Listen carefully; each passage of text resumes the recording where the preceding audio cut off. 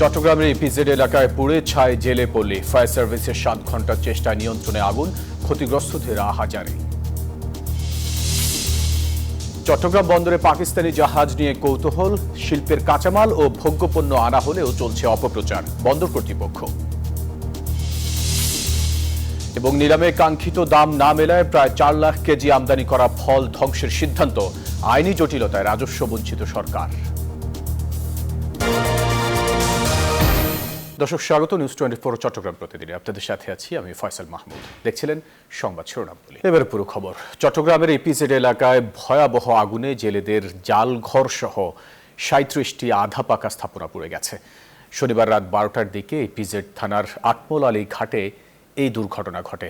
প্রায় 7 ঘন্টার চেষ্টায় আগুন পুরোপুরি নেভাতে সক্ষম হয় ফায়ার সার্ভিস। এতে কোটি টাকারও বেশি ক্ষতি হয়েছে বলে দাবি ক্ষতিগ্রস্তদের। চট্টগ্রামে আউটার রিং রোডের আকমল আলী ঘাটে সাগরে মাছ ধরার জাল রাখার কয়েকটি টিনের ঘর রয়েছে। মাছ ধরা শেষে সেখানে জাল রাখেন জেলেরা। শনিবার রাতে ওই ঘরগুলোতে হঠাৎ আগুন লেগে তা ছড়িয়ে পড়ে অন্য ঘরেও। পাশে কয়েকটি তেলের দোকানও ছিল। প্রত্যক্ষদর্শীরা জানান, সারা রাত ধরেই ওই এলাকায় আগুন জ্বলেছে। সেখানে কয়েকটি তেলের দোকানে জ্বালানি তেল ও জেলেদের জাল মজুদ থাকায় আগুন নেভাতে ব্যাগ পেতে হয় ফায়ার সার্ভিসকে। কাঁচা ঘর যেহেতু এটা বাতাসে ওরকমভাবে ইতিপূর্বে এরা আগুন লাগছে, দ্রুত বেড়ে যায় এই আগুনগুলো। তো এই তেলের ঘর যেগুলো ওই যে মোটরের যে নৌকা বা ট্রলারের যে যে তেল লাগে, এই সাধারণ ডিজেল জাতীয় তেল আর কি। তো এই জাতীয় আগুন লাগে। ব্যবসায়ীরা বলছেন, আগুনে জাল ও নৌকা পুড়ে ছাই হয়ে গেছে। কোটি টাকার বেশি লোকসান হয়েছে বলে দাবি ক্ষতিগ্রস্তদের। সবাই জালিয়ে মনে করেন 150 খান জাল, মনে করেন অনেক প্রায় 10 কোটি টাকার সম্পদ এখানে। 10 কোটি টাকার এখানে মনে 100টা ঘর আছে অলরেডি। 100টা ঘরের মধ্যে সবার ঘরে জাল আছে। এবারে টুকটাক মনে করেন ছোটো সাত দোকান, 2-3টা তেলের দোকান, এমনি সামনে 100 গরম নিয়ে অনেক টাকা ক্ষয়ক্ষতি হয়েছে। আমার ওই বদ্দারের ঘরে টাকা ছিল, তারপরে জাল বট বিভিন্ন রকমের মানে যাই জিনিস ছিল। বদ্দারের মনে 5 লাখ টাকার জিনিস নষ্ট হয়েছে। ওই রকম আমি মনে করেন শুধু গা শরীর নিয়ে বাইরে হয়েছি।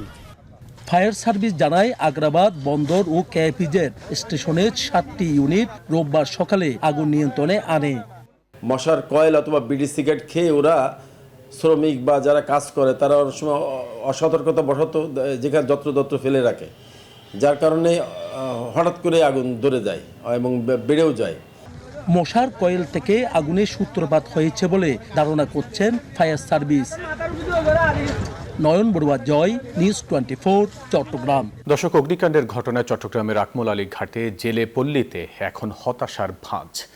মাছ ধরার জালসহ মালামাল, তেলের গোডাউন পুড়ে নিঃস্ব এখন তারা। চট্টগ্রামের ভাষায় তুলে ধরছেন নয়ন বড়ুয়া, জয়। চট্টগ্রামের ভাষা বিশ্বর মানুষের পরিচিতি করি বেলায় নিউজ 24 নতুন আয়োজন করছি। আজ 6টায় চট্টগ্রামের সংবাদত চট্টগ্রামবাসীর যে দুর্ভোগ, যারা দুর্ভোগ আছে এটা আরা ছুটি যায়।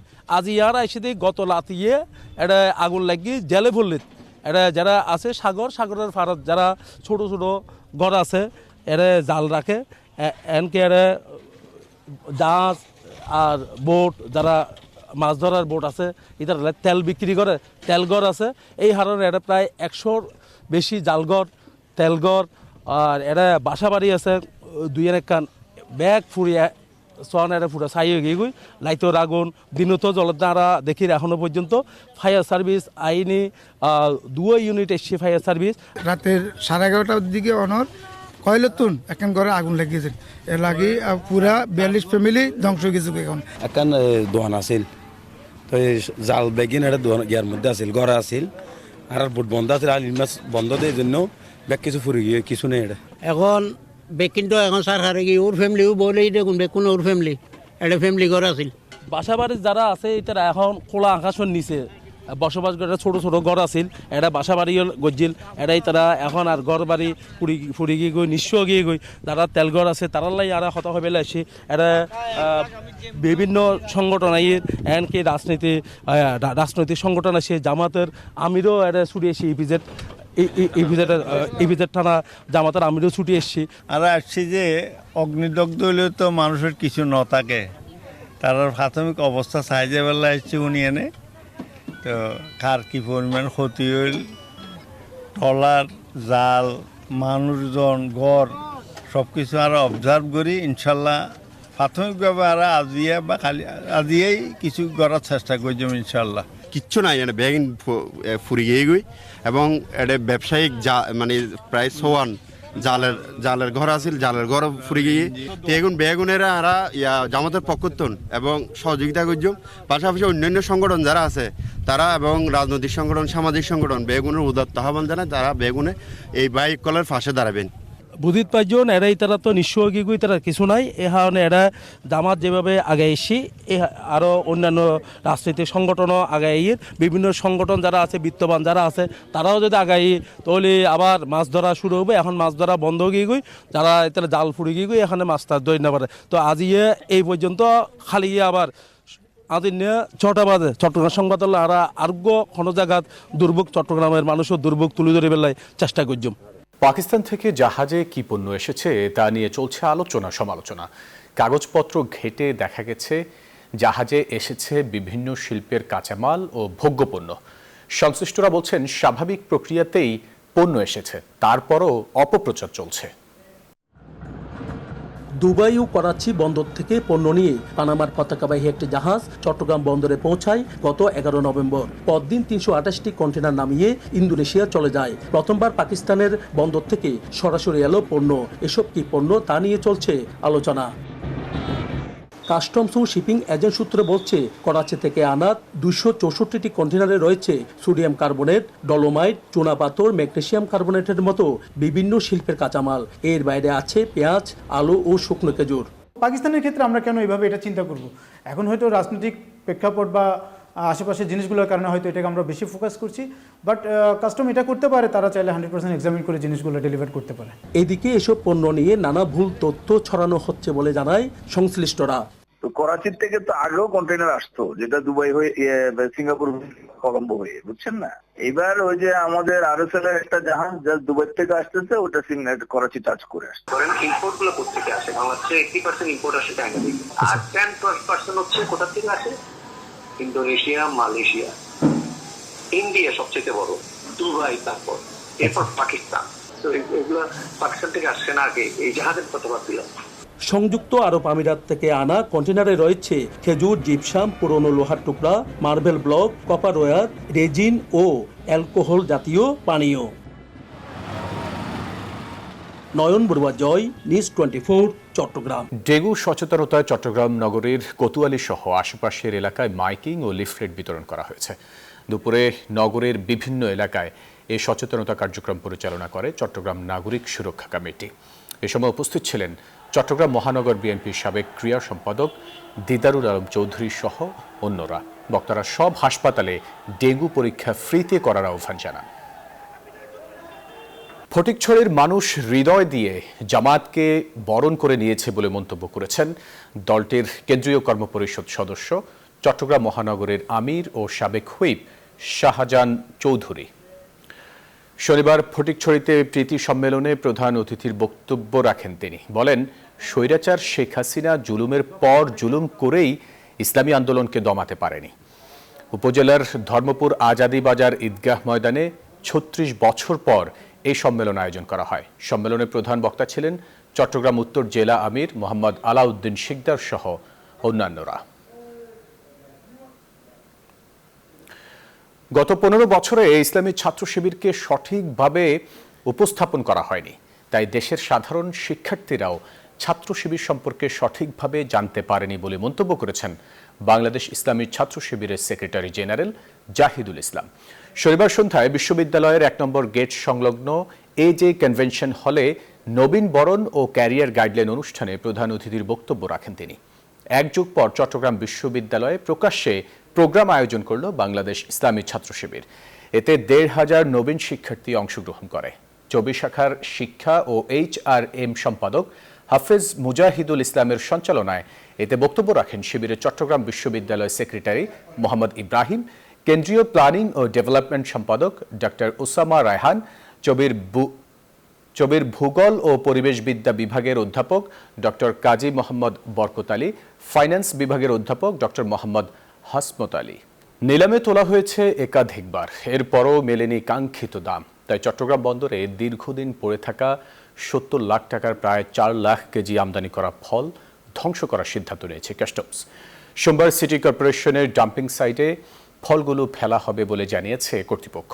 এরই মধ্যে পচে গেছে বেশিরভাগ ফল। বিডাররা বলছেন, যথাসময়ে নিলামে না তোলায় রাজস্ব হারাচ্ছে সরকার। দীর্ঘদিন স্টোরেজে থাকা ও আইনি জটিলতায় বেশিরভাগ ফল পচে গেছে। অবিকৃত এসব ফল সোমবার ডাম্পিং সাইটে ধ্বংস করার সিদ্ধান্ত নিয়েছে কাস্টমস কর্তৃপক্ষ। ড্রাগন আছে আর হচ্ছে কি ওই কি বলে ল্যান্ডারিন আছে। হ্যাঁ, নিলামে না উঠলে তো ধ্বংস তো যায় না। বিডাররা বলছেন, যথাসময়ে নিলামে না তোলায় ফল নষ্ট হয়ে গেছে। মোটা অঙ্কের রাজস্ব হারাচ্ছে সরকার। যখন মাল পচে গেছে তখন নিলামে তুলছে, তো আমরা বিডার হিসেবে ওইটা নিয়ে কি করবো, এটা খাদ্যের উপযোগিতার ব্যাপার আছে, এটা মার্কেটিংয়ের ব্যাপার আছে, যার ধরুন আমরা ওইটাতে অংশগ্রহণ করি নাই। কিন্তু গাফিলতি না করলে এটা যত সময়ে মাল আরও বিক্রি হচ্ছে না। আমদানির পরও এসব ফল কেন খালাস করা হয়নি, এমন প্রশ্ন ফল ব্যবসায়ীদের। শুল্ক বেশি জানিয়ে মাল আনছে, হয়তো মাল নষ্ট হয়ে গেছে, এজন্য চোরাই নেই। এই ধরনের যারা আমদানিকারক ফোর্ডে এসে মাল ডেলিভারি নেয় না, অকশনে দেয় বা ফেলে দিতে হয়, ফোর্ডের ক্ষতি হয়, তাদের যাতে এই লাইসেন্সগুলো চিহ্নিত করে তাদের বিরুদ্ধে ব্যবস্থা নেয়। বন্দর কর্তৃপক্ষ বলছে, 1 মাসেও পণ্য খালাস না করলে কাস্টমসকে চিঠি দিয়ে জানানো হয়। আমরা তো 30 দিন পরে, এটা হলো মানে সেট রুল, এটার জন্য কোনো হিসাব নাই। আমরা 30 দিন হইলে চিঠি চলে যাবে। আগামীতে যেন আর এমন অবস্থা না হয় সেদিকে নজর রাখার কথা জানিয়েছে চট্টগ্রাম কাস্টমস। নয়ন বড়ুয়া জয়, নিউজ 24, চট্টগ্রাম। সেন্ট মার্টিনে রাত্রিযাপন সীমিতকরণ ও বিধিনিষেধ প্রত্যাহারের সিদ্ধান্ত থেকে সরকার সরে না আসলে কঠোর আন্দোলনের ঘোষণা দিয়েছেন সেন্ট মার্টিনস দ্বীপ পরিবেশ ও পর্যটন রক্ষা উন্নয়ন জোট। কক্সবাজার প্রেস ক্লাবে আয়োজিত সংবাদ সম্মেলনে এই ঘোষণা দেন সংগঠনের নেতারা। সেন্ট মার্টিনের 10,500 মানুষ ও 2,000 পরিবারকে সরকার কোনো পুনর্বাসন কিংবা বিকল্প কর্মসংস্থানের ব্যবস্থা না করে হঠাৎ পর্যটক সীমিতকরণ সিদ্ধান্ত দ্বীপবাসীর জন্য একটি অশনি সংকেত বলে মনে করেন তারা। এখন একটা আত্মীয় স্বজনও ঢুকতে পারতেছে না, যারা বাইরে বিয়ে করছে তাদের বউ যেতে পারতেছে না, অথবা তাদের হাজব্যান্ড যেতে পারতেছে না, তাদের অন্য রিলেটিভরা যেতে পারতেছে না, আমাদের বন্ধু বান্ধবরা যেতে পারতেছে না। এখন একটা স্বাধীন দেশে যদি একটা জায়গায় যাওয়ার জন্য আপনাকে বলে যে না আপনি পর্যটক বলে একটা ট্যাগ দিয়ে তারপর যেতে দেবে না, এটা তো একটা অমানবিক, অসাংবিধানিক একটা বিষয়। আত্মীয় স্বজন যদি আমাদের এখানে রিচ করতে না পারে, আসতে না পারে, তাহলে তো তারা সংকোচ বোধ করবে যে এখানে আমরা কেন সম্পর্ক করতে যাব। দর্শক, চট্টগ্রাম সিটি কর্পোরেশনের আওতাধীন কাঁচা বাজারগুলোতে বিড়ম্বনার শেষ নেই। অবৈধ দোকান উচ্ছেদ করে চলাচলের পথ উন্মুক্ত করার দাবি নগরবাসীর। এ বিষয়ে আরও জানাচ্ছেন সহকর্মী আকরাম হোসাইন। চট্টগ্রাম মহানগরীর কাঁচা বাজারগুলো নিয়ে ক্রেতাদের অভিযোগ দীর্ঘদিনের। মেয়র আসে, মেয়র যায়, সেই অভিযোগ কেউ খতিয়ে দেখছে না বলে তাও অভিযোগ করছেন নগরবাসী। কিন্তু আপনারা দেখতে পাচ্ছেন আমরা যেই জায়গাটিতে আছি এটি আসলে বহদ্দারহাট কাঁচা বাজারের চলাচলের রাস্তা। যেই চলাচলের রাস্তায় আপনারা দেখতে পাচ্ছেন পুরো রাস্তা জুড়েই কিন্তু মাছের যেই দোকানগুলো আছে সেই মাছের দোকান, যেগুলো অবৈধ বলে আমরা জানতে পেরেছি। ক্রেতারা বলছেন এখানে কিন্তু নারী ক্রেতারা, আপনারা দেখতে পাচ্ছেন নারী ক্রেতারা আছেন, এখানে কিন্তু নারী ক্রেতারা আসলে কিন্তু সবচেয়ে বেশি ভোগান্তির শিকার হচ্ছে, কারণ হাঁটা চলার কোনো সুযোগ নেই। যেখানে ক্রেতারা মাছ ক্রয় করার সময় দাঁড়ানোর কোনো সুযোগ নেই, যার কারণে যেহেতু চলাচলের পথটা যেহেতু বাজার বসিয়ে পুরোটা দখল করে ফেলা হয়েছে, সেই ভোগান্তিটা কিন্তু এখন নগরবাসী এবং ক্রেতাদের ভুগতে হচ্ছে। তাই নগরবাসী জানিয়েছেন চট্টগ্রাম মহানগরীতে যতগুলো কাঁচা বাজার রয়েছে সমস্ত কাঁচা বাজার মনিটরিংয়ের জন্য একটা যেন সেল তৈরি করেন। যেহেতু এখন নতুন মেয়র ডাক্তার শাহাদাত হোসেন দায়িত্ব নিয়েছেন, নগরবাসী বলছেন এখন তারা আশার আলো দেখতে পাবেন বলে প্রত্যাশা করছেন। কারণ ইতিপূর্বে যারা দায়িত্বে ছিলেন তারা কিন্তু প্রতিশ্রুতি দিয়ে কেউ প্রতিশ্রুতি রাখেননি বলে দাবি করেছেন নগরবাসী। এখন নতুন মেয়রের কাজ, তারা নতুন মেয়রের কাছ থেকে প্রত্যাশা করছেন চট্টগ্রাম মহানগরীতে যতগুলো কাঁচা বাজার রয়েছে সমস্ত কাঁচা বাজারের যে চলাচলের পথগুলো আছে, রাস্তাগুলো আছে, সেই চলাচলের রাস্তাগুলো উন্মুক্ত করে দেওয়া হবে ক্রেতাদের জন্য, এবং যেই অবৈধ দোকানগুলো রয়েছে সেগুলো উচ্ছেদ করে ক্রেতা সাধারণ যেন সুন্দরভাবে স্বাচ্ছন্দ্য ভাবে তারা বাজার করতে পারেন এবং বাজারে আসতে পারেন সেই ব্যবস্থা করবেন বলে তারা প্রত্যাশা করেছেন। এখন পর্যন্ত চট্টগ্রাম মহানগরীর কাঁচা বাজার থেকে আমার কাছে ছিল সর্বশেষ অবস্থা। পাহাড়ের বসবাসরত মানুষের মধ্যে সম্প্রীতির বন্ধন সুদৃঢ় হলে পাহাড়ের সার্বিক উন্নয়ন হবে বলে জানিয়েছেন সেনাবাহিনীর খাগড়াছড়ি রিজিয়নের commander brigadier general Sharif Mohammad Aman Hossain. সকালে Khagrachari region cup football tournament উপলক্ষে স্টেডিয়াম পরিদর্শনকালে কথা বলেন তিনি। এ সময় তিনি আরও বলেন, খেলাধুলা ও সংস্কৃতির মধ্য দিয়ে পাহাড়ি বাঙালির মধ্যে ঐক্য বাড়াতে রিজিয়ন কাপ গুরুত্বপূর্ণ ভূমিকা রাখবে।